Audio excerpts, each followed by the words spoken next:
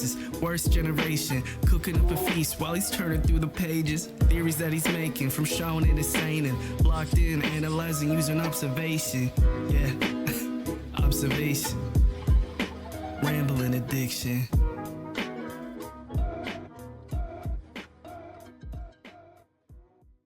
Hello, StrawHatLucas, captain of the last arc here, and welcome back to Rambling Addiction.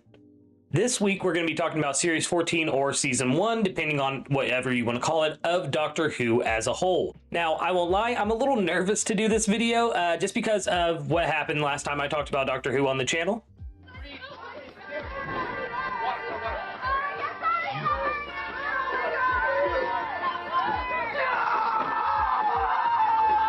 And because I have a new mic, so if audio sounds a little off, it's because I'm still working with how to set this up. Now, obviously, spoilers for the new season of Doctor Who ahead, so if you're not caught up completely with the show, here is your warning. So, okay, the way this is going to work is I'm going to go through each episode and give my thoughts on it. Now, I have given my thoughts on the first 3 episodes so far in other videos on my channel, but as I said earlier, people didn't really have the best reaction to my episode reviews, which is okay. You know, I cannot force people to like the new episodes of Doctor Who, just like they cannot force me to dislike the new episodes of Doctor Who. So not that big of a deal. Before I do start though, I want to get this out of the way, and that is how I feel about Ncuti's Doctor as a whole. Overall, I will say that mostly favorable when it comes to how I feel about Ncuti Gatwa as the Doctor. He brings a certain flair that reminds me almost of Jon Pertwee's Doctor to him, just like rambunctiousness and stuff like that, where Jon Pertwee's Doctor kind of went for a more suave approach, even though I don't know if it landed all the time. His Doctor, is there anything I can do?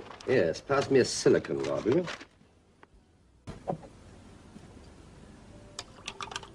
Ncuti's Doctor is just eccentric, right? He is all over the place. But the one thing that really was kind of bothering me throughout this whole season was how much my man cries. Like, it's every episode, damn near.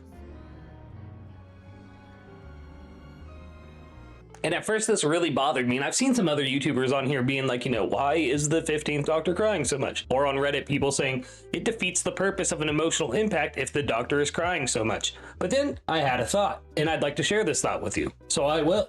Get on with it! Because as he said it, the reason that Ncuti Gatwa's Doctor feels the way he does is because David Tennant's 14th Doctor took the time to do the healing that they needed. And I think that healing has made the Doctor soft in some way, and he can no longer contain those overwhelming emotions that we've seen him basically bury down deep inside until they become an ulcer in past incarnations. So I think from a narrative standpoint, it does make some sense that he would be overly emotional and that he wouldn't be able to fight off those tears as often as he could back in the day. I don't want to go.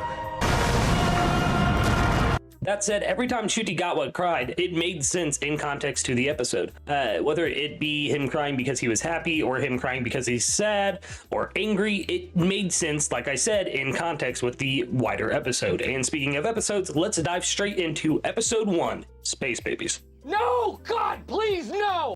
Now, after the finale came out this past Friday from when recording this, I sat down and watched the entire season again. In my original Rambling Addiction episode on Doctor Who, I said that Space Babies was probably one of those episodes that I would skip on rewatch, and that does hold up still. Well, I do think that this has that cheesy factor that old school Who had, like with that like cheesy, oh, it's cheesy but it's charming kind of thing to it. It just doesn't hit past that first viewing. It just seems like, okay, I'm not even gonna lie, it's frustrating that this is the first episode of the season. Like, the first full episode we got of Ncuti's Doctor was the Christmas special, and it was extravagant and fun and all of this stuff. If the music never didn't go on that long, it'd be a perfect episode. But then we get Space Babies, and why would they choose that as a season opener? No idea. Now, we're going to keep a tally of each episode as I rank them over here on the screen. And for episode 1 of season 14, series 1, season 1 or series 14. So for episode 1, Space Babies, we're going to go with a 6 out of 10. Not a very strong start to the season at all. Once you've watched it once and get the concept of the episode, it really holds no significance except for the snow falling in the corridor of the hallway with Ruby. I think that's like one of the only big significant moments. And of course, an appearance by Susan Triad, but we'll get there. Next up is episode 2. Once again, I'm going to keep this brief because if you want my full thoughts on these 2 episodes, go watch my last episode of Rambling Addiction on Doctor Who. I love this episode. Instant 10 out of 10 for me. I will not elaborate further. I love Jinx Monsoon, deserved every single win she ever got in Drag Race history, and there's a reason she's an all-star. My only problem with this episode was the Beatles, and I said that in my original review. They did not cast well at all for the Beatles. I still think about why they would choose that man for Paul at all. Next up is episode 3, Boom. Now, I said this in my review for the standalone episode. I think this is an instant classic. Moffat was back, and it was a writing tour de force. And even though I'm not the biggest fan of bottle episodes where one character is isolated to one location, or this whole story centers around one location, this was really well executed. There was this moment between the Doctor and Ruby where he's like shouting at her and everything, and like trying to get her to understand how like dire this is. And she's like, "No, dude, I'll unalive with you." Stupid YouTube jargon aside, it really is an impactful episode, and I really enjoyed it. So I'm gonna give it a 9 out of 10. Could have been better, yes. I'm not a fan of bottle episodes, so that's why. Next episode, though, I have not given any thoughts on, and that is 73 Yards. All these long years. Now, this is another episode that strikes up some weird emotions inside of me. As I said with Boom, I am not a fan of bottle episodes, and it felt like they did one and then went right into another one, but focused on Ruby. Now, she was not locked in one location, but I don't know. If I'm being honest, I did not vibe with it until the ending. Once the ending happened, and this was all like a way to make sure that they fixed the fairy circle that they had broken, and because obviously throughout the lore of the episode, we find out that it was like a spell or whatever. At least that's what you're implied to think. It's kind of loose with that because the townsfolk are playing with her, but then they go up and approach the woman and she screams and everything. So it is obviously some kind of curse that they have to break, right? And the way to rectify and fix that curse is to deal with this prime minister. I don't know. It's one of those Doctor Who episodes that's like really hard to get through the first time, but then once you've watched it, you're like, oh, I see what they were doing. 8 out of 10. Yeah, 73 yards, 8 out of 10. It deserves it. Next on the list is Dot and Bubble. And same problem I had with 73 Yards. This felt like another bottle episode, and the Doctor and Ruby were barely in it except for on the screen of the bubble. And this was really frustrating me because I'm trying to get to know Ncuti's Doctor as a whole, and then he was locked into one location for one episode, then was not in the next episode at all, and now he's just interacting with this woman on screen. That said, just like 73 Yards again, the ending of this episode made it worth it. And watching back through the episode after the fact, after knowing the ending, you pick up so much more on Lindy's subtle racist remarks. The instant blocking of the Doctor, and just the way that she speaks when she speaks to him, it's not a good look. But nonetheless, it's very interesting because I was wondering when they cast Ncuti if they were going to do stories about racism, especially since it is the first time we've had a black Doctor, and they did not disappoint. I thought that this was done with grace and all of the tact that you can show actually when dealing with these topics. And this comes back to that problem I was stating earlier about Ncuti, is that he cries so much. This is one of those episodes where, like I said, when you can see it in his eyes, he wants to help these people more than anything. He knows that if they walk away, they will not make it, but they won't go with him. And it's not because he's an alien or anything. It's legitimately just because he's black. And that, my friends, is not cool. But yeah, 9 out of 10, not a 10 out of 10 because Lindy is such an annoying person to follow through the episode. And I hope that all of those people got eaten by those slugs. Next up is episode 6, Rogue. We have work to do. Now, I won't lie, guys. I went into this episode wanting to love it. I was like, yes, please. I love some Jonathan Groff. Ncuti's killing it as the Doctor from what I've seen from him, because as I stated just a moment ago, we did not see much of him in these past few episodes. So I was really excited to see him in center stage again and taking the reins, and it delivered, actually. The only problem I had with this episode, if I'm being 100% honest, was the romance between Rogue and the Doctor. And it's not that it felt forced or anything like that.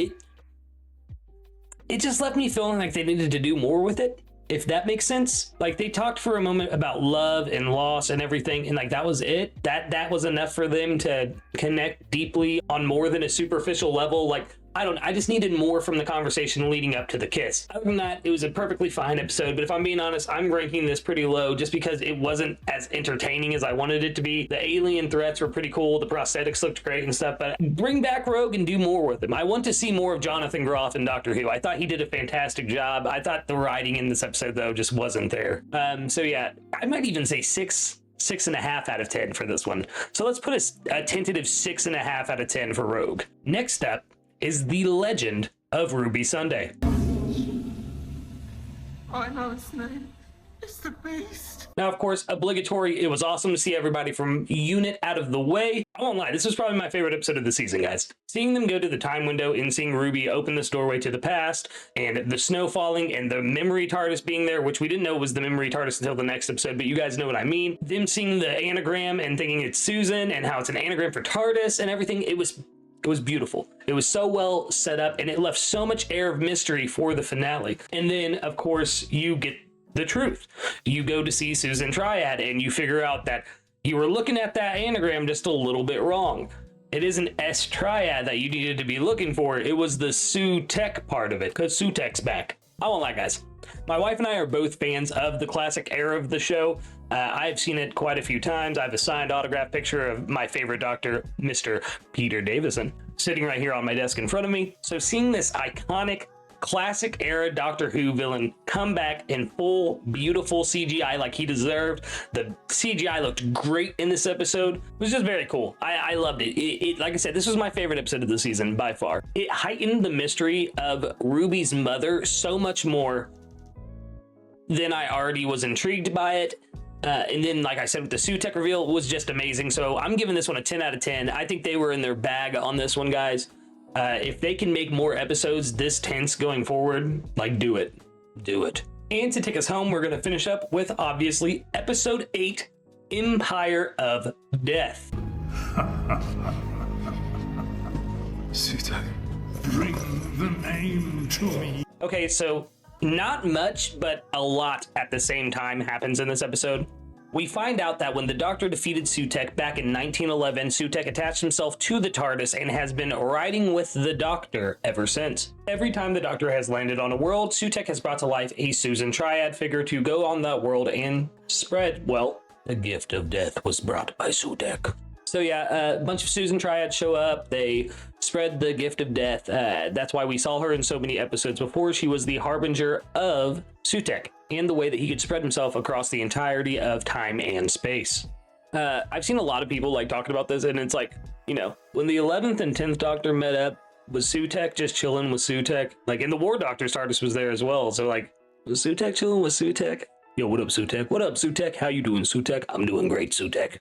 What would they talk about, though? Like, what would a conversation between three Sutekhs be? But nonetheless, so Sutekh has spread himself across all of time and space. The Doctor can do nothing at the moment to it because Sutekh has his TARDIS. So Mel and the Doctor race their way back to Unit. Everyone at Unit dies. Ruby's mother dies. Ruby's grandma and the mysterious Mrs. Flood dies. And the Doctor, Mel, and Ruby escape in the memory TARDIS from the time window room. We then see Sutekh's destruction of the universe, and if I'm being honest, this is one of the greatest shots in the entirety of the Doctor Who series. And I'm not saying that to try to like stroke off this new era and make it something better than what it is, but I am being honest, as someone who has watched Doctor Who for 20 years now, this is one of the best shots. The Doctor standing on the edge of the TARDIS, holding the doors and screaming out as he watches the universe die. Chills. Full body chills. And all Ruby and Mel can do is hold him. And it's beautiful. Beautiful. Like I said, probably one of my favorite shots in all of Doctor Who ever. After this, we see the Doctor go to this world, and it turns out that as people are dying, they're also forgetting the names and faces of the people who have died before them. We meet this woman. She has a dead daughter and a dead husband. It's very sad, but at the same time, I don't know. This conversation was so weirdly written, and I know it's because they were trying to be vague and draw you into the fact that like the sands of death are making people forget everything. But I don't know. The writing here, after seeing the beautiful shot and the Doctor screaming out into the void, like, it just didn't hit, if I'm being honest. So it turns out that evil ass prime minister from 73 yards made every person in Britain register their DNA. So the Doctor and Ruby travel to, I believe it's 2046, to get the DNA of her mother from that data bank. While this is going down, we find out that Mel has become infected with Sutek. And make sure that you talk to your doctor about Sutek infections. But no, so Mel starts getting taken over by Sutek, who needs to figure out Ruby's name, because it turns out the reason that the doctor and Ruby have not perished along with the rest of the universe is because Sutek could not figure out who Ruby's mother is. That's right, they set this up so that a god, a literal god, could also not see Ruby's mother. And this is where the biggest problem I have with this episode comes up. As the doctor and Ruby go to confront Sutek, it is tense, right? Like, I felt the tension. Like, the writing here is good. The doctor is like, what do we do? What do we do? He allows Sutek to attack him, basically. The maidens of Sutek are coming in, and he starts blowing on this whistle, and Matt Smith style, snap your fingers to open the TARDIS. Badassery happens, and the TARDIS shoots this gigantic beam at Sutek and his maidens, and blast the TARDIS backwards towards the Doctor and Ruby so they can get it. They also tie Sutek up, I guess, and she smashes the screen. Like, this is a cool moment, guys. I'm not gonna lie. And then the Doctor dragging Sutek through the time vortex. One of my favorite moments in this entire season. Tuti's Doctor so far had been very, I don't want to say soft or anything like that, because that's not the right word at all, and I feel like it could be very derogatory, especially in the climate of the show right now. But he hasn't shown that stern Doctor attitude, really. There was a moment of it during Rogue against the bird aliens where he's like, you know, you killed my friend, so I'm gonna take you out now. So we got a hint of it there, and that intrigued me. That I actually forgot to say that when I was talking about Rogue, but that was probably the best moment in Rogue for me. But nonetheless, here we see it in full swing as the Doctor straight up murders Sutek, and it was awesome. And it was awesome visually, but like, if I'm being honest, like the whole dragging death across time undoes death thing, what? Kind of dumb, but once again, this is Doctor Who. They have done wackier things before. The Zygons exist. You look at them and tell me there's a god. So yes, Sutek is defeated. Everyone is brought happily back to life. It is wonderful. And then we find out that Ruby's mother is just some chick. I think this was the biggest blow to the season, because they set up this whole season log mystery just to do this to us. And I understand that Russell T Davies in like post commentary of the episode said that he did this because he was disappointed in Star Wars when Rey turned out to be a Palpatine instead of having just ordinary junker traitor parents like initially planned. Or was that something Rian Johnson added in? And I get it, I guess. I get what he was going for. Like, curb your expectations. Not everything's going to be as big as you're making it. The Doctor had already said, you know, Ruby was fully human. But why would you lean so hard into that being the mystery of the season? Like, you set up 3 plot lines, right? Who is Ruby's mother? Who is Mrs. Flood? And who is Susan Triad? You deliver massively on one by making her a harbinger of Sutek, and you deliver underwhelmingly on the other, making her mother just an ordinary person. And then you leave the last one unanswered completely, leaving me to have mental anguish for the next year trying to figure out who Mrs. Flood is. Yeah, I'm gonna be honest, guys. I don't think that the Mrs. Flood mystery is strong enough to hold up a whole nother season. I think that's something that needs to be resolved in either the Christmas special or like beginning of series 15.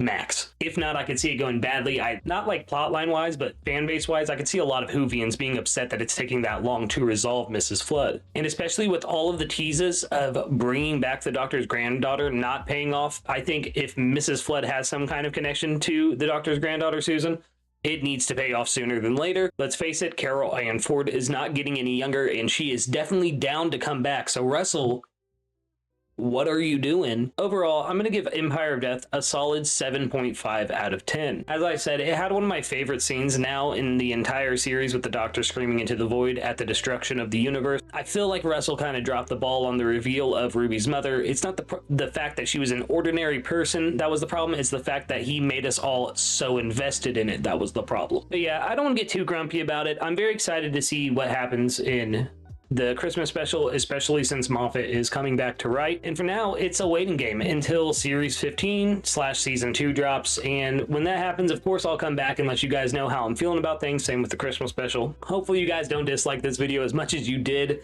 my Boom video. Once again, no hard feelings there. It is what it is. This is the internet. You can't be on it if you don't have tough skin. In closing, I think Ncuti did very well for this first season of his 15th Doctor. I think his emotional instability could be a very big factor in how impactful his doctor is. As I said earlier, a couple times, he does cry often, but I'm seeing more that can break way to rage as well, as we saw with Sutek and as we saw in Rogue against those bird peoples. I'm sad Ruby won't be back for next season. I feel like we didn't get enough time with her, but that said, I do feel like her story arc was wrapped up pretty nicely, and I'm glad that she got some kind of happy ending, even if it is sad that we all know the Doctor may not see her again. Yeah, let me know in the comments below what you truly thought of Season 1/Series 14 of Doctor Who.